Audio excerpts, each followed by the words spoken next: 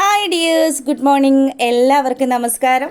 മൗനരാഗം സീരിയലിൻ്റെ ഇന്നത്തെ വിശേഷത്തിലേക്ക് എല്ലാ കൂട്ടുകാർക്കും സ്വാഗതം കേട്ടോ. അങ്ങനെ നമ്മുടെ പ്രകാശിൻ്റെ കാര്യങ്ങൾ സംസാരിച്ചുകൊണ്ട് മൂങ്ങാമുത്തശ്ശിയും വിക്രമാദിത്യ മഹാരാജാവും കൂടി ഇനി ഒരേ ഒരു മാർഗം മാത്രമേ ഉള്ളൂ. ആ കമ്പനി ചെന്നിട്ട് കിട്ടാനുള്ള ഷെയർ മേടിക്കുമോനെ. അല്ലെങ്കിൽ പിന്നെ അറിയാലോ, നമുക്ക് എന്നിട്ട് ഈ നശിച്ച നാട്ടിൽ നിന്ന് എങ്ങോട്ടെങ്കിലും മാറി താമസിക്കാമെന്ന് മൂങ്ങ ഉപദേശിക്കുകയാണ്. വിക്രമാണെങ്കിൽ അതിന് തന്നെ അമ്മുമ്മ പോകാൻ പോകുന്നത്. ഇനി ഇവിടെ നിന്നിട്ട് പ്രത്യേകിച്ച് കാര്യങ്ങളൊന്നും ഇല്ലല്ലോ. അച്ഛനാണെങ്കിൽ ഉള്ള മണ്ടത്തരമൊക്കെ ചെയ്തതുകൊണ്ട് ഈ നാട്ടിൽ നിൽക്കുന്നതിലും ഭേദം വേറെ എങ്ങോട്ടെങ്കിലും പോകുന്നത് തന്നെയാണ്. അല്ലട മോനെ, കമ്പനി ചെന്ന് കഴിഞ്ഞാൽ ആ കാർത്തിക ഷെയർ തരുമോ? എൻ്റെ അമ്മുമ്മ, ഞാനും എൻ്റെ അച്ഛനും ഒക്കെ കഠിനാധ്വാനം ചെയ്ത ആ കമ്പനി അത്രയും ഉയർത്തിയത്.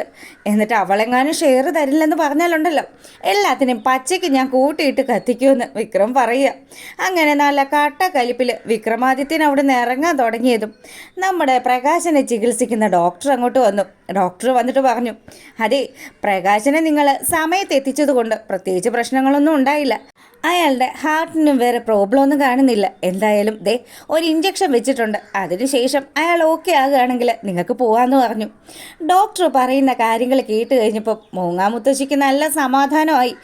എന്തെങ്കിലും ആയിക്കോട്ടെ എൻ്റെ ഡോക്ടറെ, ഡോക്ടറിന് 1 കോടി പുണ്യം കിട്ടും. ആയിക്കോട്ടെ എന്ന് പറഞ്ഞ് ഡോക്ടർ അവിടെ നിന്ന് അങ്ങ് പോവുക. ഈ സമയമാണെങ്കിൽ എടമോനെ, ഇപ്പം അച്ഛൻ്റെ നിലയിൽ വലിയ പ്രശ്നങ്ങളൊന്നും ഇല്ലാത്ത സ്ഥിതിക്ക് ഞാനൊന്ന് പോയി അവനെ കാണട്ടെ. ശരി അമ്മുമ്മ, എന്തായാലും ഞാൻ കമ്പനി പോയിട്ട് അവിടുത്തെ കാര്യങ്ങൾ എന്താണെന്ന് നോക്കിയിട്ട് വരാം. അതുവരെ അമ്മുമ്മ ഇവിടെ ഉണ്ടാവണം. അച്ഛൻ എന്താവശ്യം ഉണ്ടെങ്കിലും അമ്മുമ്മയായിരിക്കും അവർ വിളിക്കുക. മോനെ, നീ പോയിട്ട് എളുപ്പമെന്ന് വരണം കേട്ടോ. വരാം അമ്മുമ്മ. അമ്മുമ്മ ടെൻഷൻ അടിക്കുമെന്ന് വേണ്ടാന്ന് പറഞ്ഞ് നമ്മുടെ ഭാനുമതി അമ്മയെ സമാധാനിപ്പിച്ചിട്ട് വിക്രം അവിടെ നിന്ന് പോവുക. അങ്ങനെ നമ്മുടെ മൂങ്ങ മുത്തശ്ശി വളരെ സങ്കടത്തോടു കൂടി ആ ഒരു ICUവിൻ്റെ വെളിയിൽ ഇങ്ങനെ നിൽക്കുന്നു. ഈ സമയമാണെങ്കിലോ നമ്മളെ കാണിക്കുന്നത് നമ്മുടെ രാജപ്പൻ. എന്നാലും എന്തൊരു കഷ്ടമല്ലേ രാജപ്പ, നീ കൊട്ടയിൽ കൊണ്ടുപോകാമെന്ന് വിചാരിച്ചതല്ലേ, നീ അതിനുള്ള കൊട്ട വാങ്ങിച്ചോ എന്ന് ചോദിച്ചതും നമ്മുടെ രാജപ്പന് ദേഷ്യം വന്നു. എടാ ബാല, എല്ലാം അറിഞ്ഞിട്ട് നീ എൻ്റെ കൂടെ നിന്ന് എന്നെ പറ്റിക്കുമല്ലായിരുന്നോ? നിനക്കറിയാവുന്നതായിരുന്നില്ലേ ഇവിടെ ഇങ്ങനെയൊക്കെയാണ് സംഭവിക്കാൻ പോകുന്നതെന്ന്? എന്നിട്ട് നീ ഒരു സൂചന പോലും എനിക്ക് തന്നില്ലല്ലോ. നീ ചതിയൻ. അതിനിപ്പോൾ ഞാൻ എന്ത് ചെയ്യാനാ? നീ അവന് കാശ് വാരിക്കോരി കൊടുത്തതിന് ഞാൻ എന്ത് ചെയ്യാനാ? എടാ, ഇപ്പോഴും എപ്പോഴും പ്രകാശനുണ്ടല്ലോ, അവൻ അഹങ്കാരിയാണ്. അവൻ്റെ അഹങ്കാരത്തിനുള്ള ആണിയാണ് ഇപ്പം കാർത്തികയും അതുപോലെ കല്യാണി മോളും കൂടി ചേർന്ന് അടിച്ചു വിട്ടത്. പിന്നെ നിൻ്റെ കാശ് എന്ത് ചെയ്യാനാ? നീ ഇങ്ങനെ കാശ് വാരിക്കോരി കൊടുക്കാൻ നിന്ന് കഴിഞ്ഞാൽ പ്രകാശനല്ല ആരാണെങ്കിലും കാശിന് ആവശ്യക്കാരല്ലേ, അവർ വാങ്ങിക്കും. പിന്നെ തിരികെ വാങ്ങി എടുക്കാൻ പറ്റുമെങ്കിൽ നീ എടുക്ക്. അല്ല, ഇനിയിപ്പോൾ ആശുപത്രി കിടക്കുന്ന അവൻ്റെ അടുത്ത് നിന്ന് ഞാൻ എങ്ങനെ പൈസ മേടിക്കാനാ? അതൊക്കെ ആലോചിക്കണം. നേരത്തെ ആയിരുന്നെങ്കിൽ ആ കല്യാണി മോളും അല്ലെങ്കിൽ ആരെങ്കിലുമൊക്കെ ആയിട്ട് തന്നേനെ. ഇപ്പം ഇനി ആര് തരാനാ? അവൻ്റെ ആ തലതെറിച്ച മോനുണ്ടല്ലോ വിക്രമാദിത്യൻ, അവൻ നിനക്ക് പൈസ തന്നിട്ട് നീ എന്തായാലും രക്ഷപ്പെടില്ല. എന്ന് വെച്ച് എനിക്ക് എൻ്റെ 17 ലക്ഷം രൂപ വേണ്ടെന്ന് വെക്കാൻ പറ്റുമോടാ? വേണ്ടെന്നൊന്നും വെക്കേണ്ട. നീ എന്തായാലും ആ കല്യാണി മോളുടെയോ അല്ലെങ്കിൽ കാർത്തിക മോളുടെയോ ഒക്കെ കാല് പിടിച്ച് നോക്ക്. പക്ഷെ ഒരു കാര്യമുണ്ട് രാജപ്പ, കല്യാണിയുടെ കാല് പിടിച്ചിട്ട് പ്രത്യേകിച്ച് കാര്യമൊന്നും ഉണ്ടാവില്ല. അവൾക്ക് നിന്നെ പണ്ടേ ഇഷ്ടമല്ലല്ലോ. അങ്ങനെ ഇവരങ്ങോട്ടും ഇങ്ങോട്ടും ഒക്കെ ഒന്നും പിടുത്തം ഒക്കെ ആകുമ്പോഴത്തേക്കിനും നമ്മുടെ ബൈജു വരിക. നിങ്ങളിത് എന്തായി കാണിക്കുന്നത്? അവിടെ നല്ല ഒന്നാന്തരം സദ്യയുണ്ട്, അത് പോയി കഴിക്കാം. അല്ലാതെ ചുമ്മാ നിങ്ങൾ 2 പേരും കൂടി നിന്ന് വഴക്കുണ്ടാക്കിയിട്ട് എന്തെങ്കിലും പ്രയോജനമുണ്ടോ? എന്നാലും എടാ ബൈജു, എൻ്റെ 17 ലക്ഷം രൂപയാടാ ഞാൻ എണ്ണി കൊടുത്തത്. അവൻ ഏതാണ്ടൊക്കെ ഇങ്ങോട്ട് മലമറിക്കുമെന്നൊക്കെ പറഞ്ഞിട്ട് ഇപ്പം എൻ്റെ കാശ് പോയത് മിച്ചം.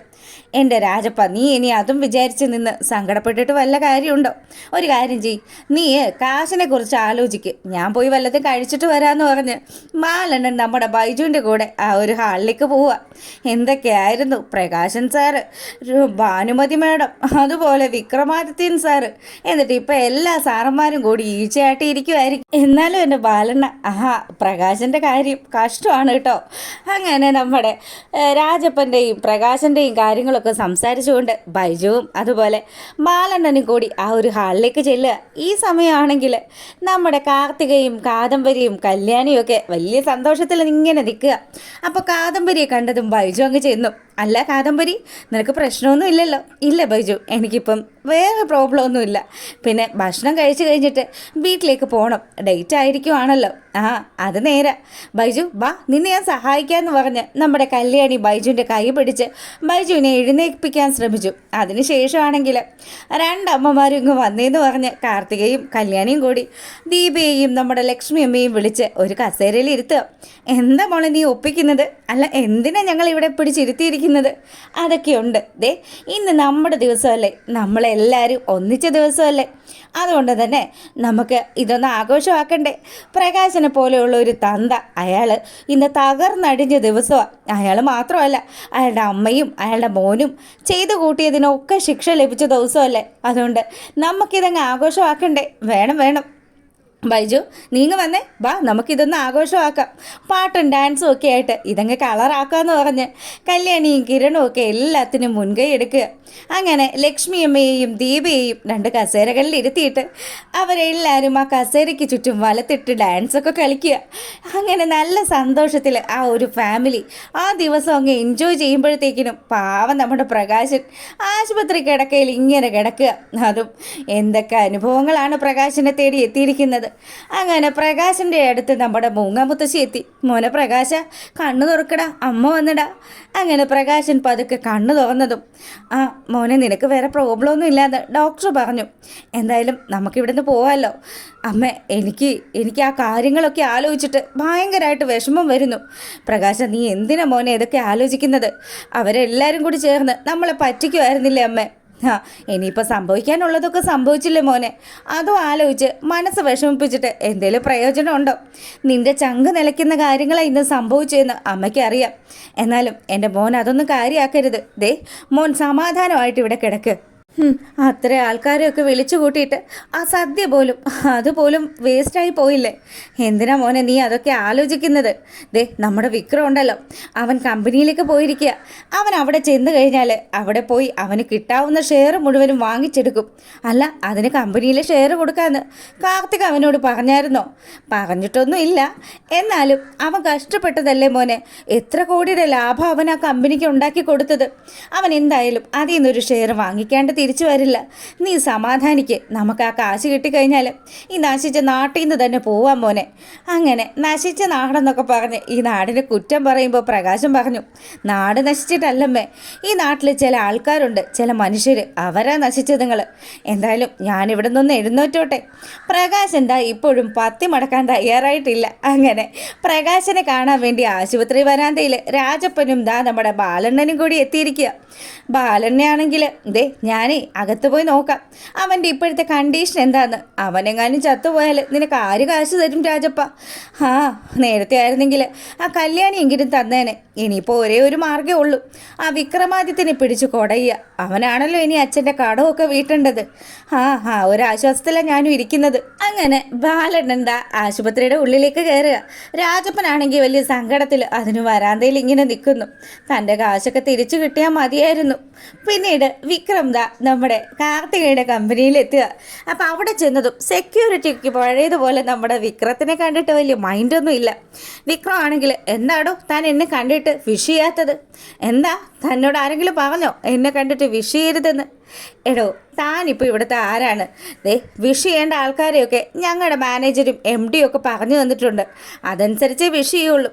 എടാ, നീ ഇവിടെ ഇനി തിരിച്ച് ഈ രീതിയിൽ ഇവിടെ നിൽക്കണമെന്നുണ്ടെങ്കിൽ നീ എന്നെ വിഷ് ചെയ്തേ പറ്റുള്ളൂ.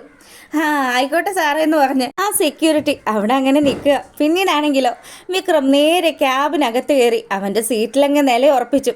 ഒരു ചായ അങ്ങ് ഓർഡർ ചെയ്താലോ? ഫോൺ എടുത്ത് ഉടനെ തന്നെ അതെ MDയെ വിളിക്കുന്നത്. MD ഇത്രയും സമയമായിട്ട് ഇവിടെ വന്നിട്ടും ഒരു ഗ്ലാസ് ചായ പോലും ആരും കൊണ്ടുവന്ന് തന്നില്ലല്ലോ.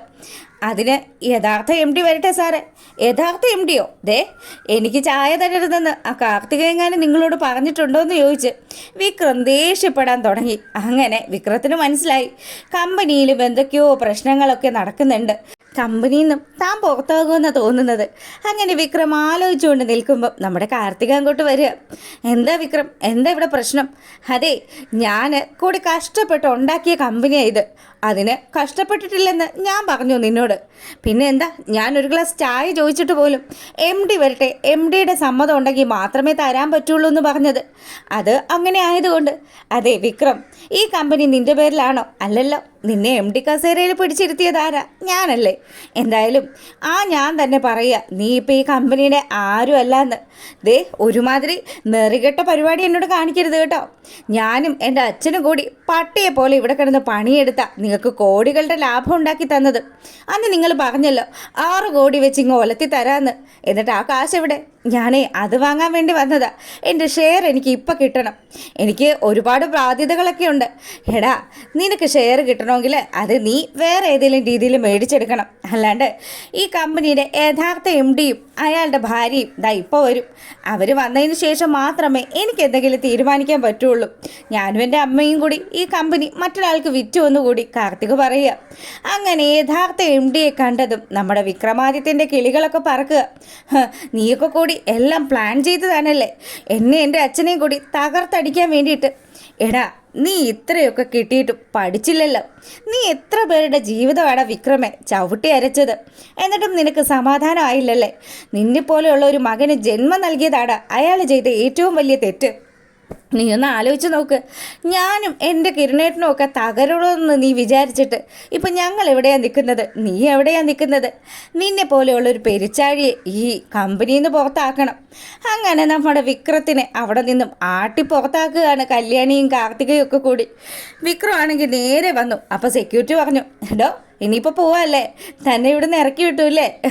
ആ ഒരു കളിയാക്കൽ കൂടി കേട്ടപ്പം ദേ നിന്നെയും നിൻ്റെ മുതലാളിച്ചിയൊക്കെ ഞാനങ്ങ് കാണിച്ചു തരാമെന്ന് പറഞ്ഞ് വിക്രം കാറിൽ കയറാൻ തുടങ്ങിയതും കാർത്തിക പിന്നാലെ ചെന്ന് വിളിച്ചു. അതേ, കമ്പനിയുടെ കാറാ. ആ കാറിൻ്റെ കീഴിഞ്ഞ് തന്നെ കമ്പനിയുടെ ഓണേഴ്സ് ഇവിടെ നിൽക്കുന്നുണ്ട്. എന്തായാലും അവരെനി കൈകാര്യം ചെയ്തോളും. മോനെ, ഇത്രയും കാലം എങ്ങനെയാണ് വന്നത്? നടന്നല്ലായിരുന്നോ? അതുപോലെ തന്നെ വന്നാൽ മതിയെന്ന് പറഞ്ഞ് നമ്മുടെ വിക്രമാദിത്യനെ ഒരു പട്ടി ഇറക്കി വിടുന്നത് പോലെ ഇറക്കി വിടുകയാണ്. എന്തായാലും അത്തരത്തിലുള്ള ഒരു ഗംഭീരമായിട്ടുള്ള വിശേഷമാണ് ഇന്ന് നടന്നത്. അപ്പം നിങ്ങൾക്ക് ഇഷ്ടമായിട്ടുണ്ടെങ്കിൽ എപ്പോഴും പറയുന്നത് പോലെ ലൈക്ക് ചെയ്യണേ. അതുപോലെ സബ്സ്ക്രൈബ് ചെയ്ത് കാണാത്തവരൊക്കെ ഒന്ന് സബ്സ്ക്രൈബ് ചെയ്തുകൂടെ സപ്പോർട്ട് ചെയ്തേക്കണം. അപ്പം എല്ലാ കൂട്ടുകാർക്കും നല്ലൊരു ദിവസം ആശംസിച്ചുകൊണ്ട് വീഡിയോ വൈൻഡപ്പ് ചെയ്യാണ്. വൈകുന്നേരം ഇതിൻ്റെ പ്രമോ വിശേഷമൊക്കെ ആയിട്ട് വരുന്നതായിരിക്കും. അപ്പോൾ ഓക്കെ, താങ്ക്